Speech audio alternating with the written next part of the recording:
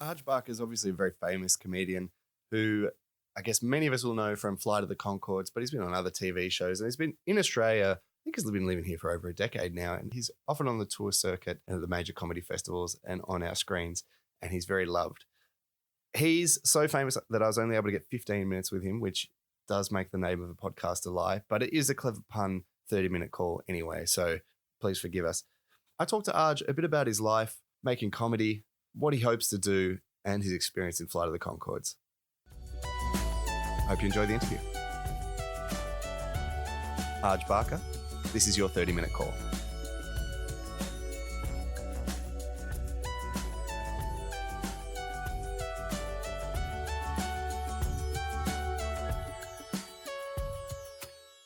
Good, thanks. How are you? Good. I actually saw you Yeah. maybe 15 years ago, and you're sort of already huge then. I think it was at Falls Festival or something like that. And I've sort of seen you many times since then. And I just wonder, does comedy become easier over time or does it become harder? I think you can become, personally, I feel like I've become a stronger performer, so it's probably easier in that regard to convey a joke if it's solid. But I think the part that doesn't ever get easier is coming up with good ideas. For me personally, that's the hardest part.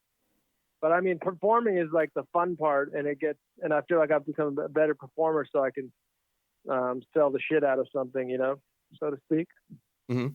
Does having the big crowds make it feel like it's easier to present your new stuff, or do you still have to do, like, you hear about comedians doing huge amounts of work, just doing nonstop experimentation in front of small crowds to get their stuff good? Yeah, I like to run stuff in front of sort of smaller audiences, but I'm doing some trial shows at the moment each Monday in Melbourne, and that's for about 50 to 70 people, maybe 50 to 100 people really, and that's pretty small, I guess, and that's perfect. You don't need that. You don't need a huge crowd. No, definitely not. Do you get scared when you're debuting new stuff? I get scared before I get scared thinking about doing it, but when I'm doing it, it's fun. Mm-hmm. Is it kind of like a familiar? It's scary, like thinking, oh my God. What's the scariest part is not having new stuff. It's thinking, I need to have a new hour by next month, and I only have 42 minutes or whatever. Or I need another 30 or 40 by February, and then that's really scary. It's just not having it and wondering, good Lord, where's it going to come from? Yeah, that actually struck me as a funny thing with comedy, because the lead times, like when you're a hotshot, the lead times are so big when you're booking stuff that you need to come up with your show title, like, maybe even 18 months out or something ridiculous like that. And then obviously, like for comedy, for certain stuff to be good, it's got to be relevant and resonate with people. How do you sort of ride that line? Well, I mean, there's some material that's more universal and some material that doesn't age as much as other material. So I just keep trying to come up with gags, and some of them are longer, some are shorter, and put them together and make the best hour I can. I can't overly worry about, I have to time it so it's relevant in 6 months. I just try to write good jokes, good points. And if you make a good point, like if you find a universal truth, I mean, that's not going anywhere. That's going to be true in a year. It's going to be true in 2 years. Do you have anything that from 30 years ago that you still use in any form? Sure. I mean, I have some jokes that are not quite 30 years old, but I have some premises that are 25 years old that occasionally still throw out. Maybe I'm just screwing around, or sometimes do like a greatest hits show occasionally, at a casino or at a theater, or like a best of type of show. And there's jokes that are well over 20 years that still work just as well. It's not better because I'm able to perform. I'm a stronger performer than I was. Mm-hmm. Mm-hmm. So I mean, it just depends. I mean, if the show's about, if it's a Bill Clinton joke, it's not going to work very well anymore. But if it's a joke about, the dangers of smoking, well, that hasn't really changed, has it? Do you, like across that long period of time, I imagine like, you must have personal lulls and things like that. Did you ever think of doing something else? Yeah, I mean, I have other hobbies that I'm really interested in. I love. I think my favorite one's probably playing guitar. Mm-hmm. I'm trying to teach myself piano. I'm learning photography a little bit. I'm trying to learn. I like nature photography, and I'm trying to learn. I'm going to try to learn portrait photography and carpentry, building stuff. I make a YouTube channel. Are you? I make a YouTube channel called Do It Myself, which is me, like, some of it's woodworking, some of it's silly, just how to do stuff. So I have a lot of interests, that take my time. I don't know if they'll ever become careers, other things, but they are a lot of fun. I guess they don't have to be careers if they can be things that you build into your life, because I mean, I don't know what it's like, but if you do shows at the nighttime, that's when you're working, presumably you have to fill your days with fun stuff as well. Like, what do you do on a typical day? Is there such a thing as a typical day? Well, no, I mean, some days, like once a week, I usually go and play music with a buddy. So we both play guitar, turn it up real loud. Nice. What sort of stuff do you play? Sorry, what would we play? We're both into rock, classic rock. Mm-hmm. Neither of us are virtuoso guitarists, but it's not the point. We're improving. Week by week. But what's cool is these days, you can learn anything on YouTube. So all these things that I'm learning, I go to the internet, and I'm also teaching myself Photoshop, and it's all out there online, and it's almost all free.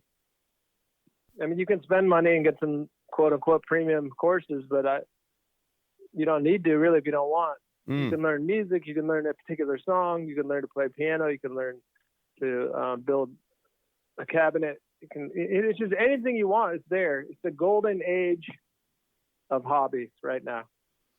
And if you're not taking advantage of it, then you're missing out on a lot of fun. It sounds like you're a bit of a Renaissance person in your interests. I guess that sort of inquisitive and curious mind for stuff, is that a trait that you've sort of always had? No. I mean, I didn't really discover how fun it was to have hobbies until probably I started to maybe figure that out in like my late 30s. Mm-hmm. Wow. I mean, I played guitar since I was in high school, so I played guitar since I was 16. But I didn't really embrace how fun it is just to learn new things until it took a while, and I wish I figured that out earlier. But anyway, never mind. I want to talk about Flight of the Conchords. When you were working on that, did you feel at the time that you're working on something that would be as huge as it would become? No, I think it was hard to tell. I knew it was going to be on HBO, which was cool. So it was a valid, TV project. But no, I didn't know, and it's also hard to tell kind of how hilarious it is. Personally, for me, anyway, I can't say for anyone else. When you're in a scene and you're doing it, you're just trying to do the scene how they want you to do it. It's hard to really envision it. Plus, half the time I don't even know the whole, episode. I'm not there for a lot of the scenes. I don't always know how things tie in. I don't know how they're going to look. I don't know how they're going to edit it. So it's not automatic. Like, oh, this is going to be huge. Are you the type of person that then goes back and watches over and thinks about, what you've done and how you could do it better, or you just sort of like you turn up, did your thing, hope for the best? Not really. I mean, I'd watched out of curiosity to see what it looked like. Occasionally, if I was able to get HBO at the time, I was just on the road a lot. So if I'm in a motel and they have HBO, I'd watch it. But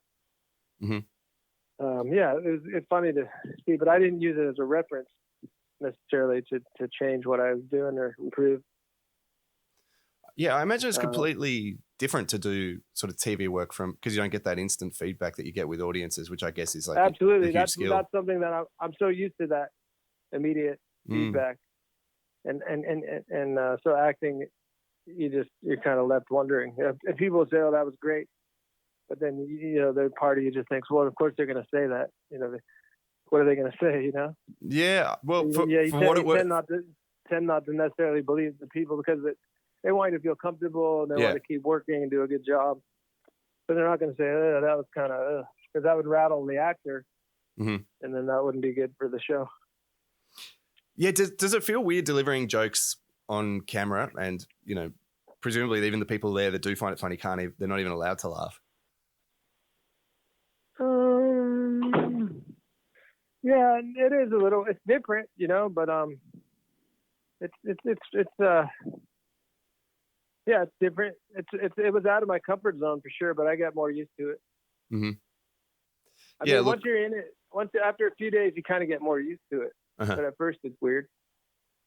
How did you get into that part? Were you friends with the guys, and did you do stuff with their radio version of it? Yeah, no, I didn't. I wasn't involved in the radio production. I did listen to it, but I just I knew the guys, and they that was their second TV project. The first one I believe was with NBC, and they had expressed interest in me playing, I think, a guitar shop owner. Mm-hmm. So I think what happened was when they went to a different network, they had to change details because NBC probably owned the right to the guitar shop owner character, to the characters that they created in the first one. So yeah, right. And I became a pawn shop owner. Right. And but yeah, it was very fortunate. I don't know why they decided that I'd be good for that, but I was glad they did. Yeah, look, I mean, this isn't a party, and you have no reason to believe me or trust me, but it is extremely funny what you do in it, and I still use the probably as a punchline to people out of context. No one laughs at me, but I laughed a lot at you doing it. That's right. What about at the moment? Because are you working with? I just saw on your Twitter feed that you're doing. There's a TV show, What We Do in the Shadows. Is that right? That's true. I did do an episode. I did a sort of what they call a guest star, when you just play a character that only appears in a limited plot arc. One episode, 2 episodes. But I did one episode as the captain of the werewolf. Was it fun? It was fun. Yeah, it was in Toronto in the middle of winter, and it was cold because they were filming at night. It was like a night shoot. Mm-hmm. So you'd start filming at like 6, and then you wouldn't leave till 3, 4 in the morning. And it was outdoors, a lot of it, so it was chilly. Yeah, right. But, it was really fun, really cool. You're on the road a lot, but you're based in Australia at the moment. Do you ever think about going back to America? Do I what? Do you think about moving back?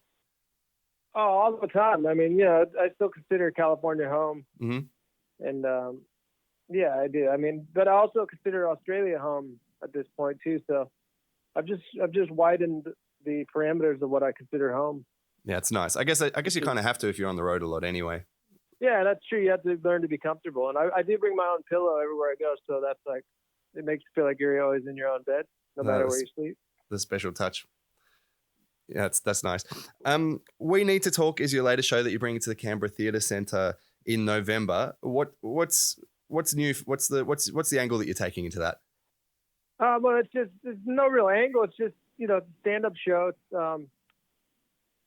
It's just it's an hour's worth of jokes that flow together pretty well, and it's there's a narrative to a degree, but I mean overall it's a stand-up show just for people to laugh and have a good time for an hour. Mm-hmm. Across the arc of all the things that you've gotten to do and like the opportunities that you get, you're sort of incredibly powerful in, I guess, ways that you sort of don't realize if you gradually build them up over time. You're sitting at the center of all these things. But is there anything ultimately you really want to do that you haven't gotten to do yet? Well, I'd like to get to a point where I could play music on stage in a concert at some point. As part of a comedy show or a full music show? No, just like to play. I'd like to be in a band one day. Yeah, keep jamming and get a drummer. Yeah, I will. Thanks so much for chatting, and good luck with the shows and good luck with the guitar too. I'm a musician. I taught myself piano. You can do it. You just got to care about it. Yeah, I got to just keep at it. It's a lot of fun. Yeah. Great. Sounds like you're having a good time. Thanks for getting me on the podcast. Appreciate it. No worries, Arj. Good luck with everything.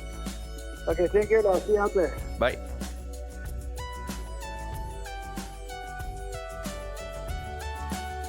Arj Barker's show We Need to Talk is coming to the Canberra Theatre Centre on the 23rd of November.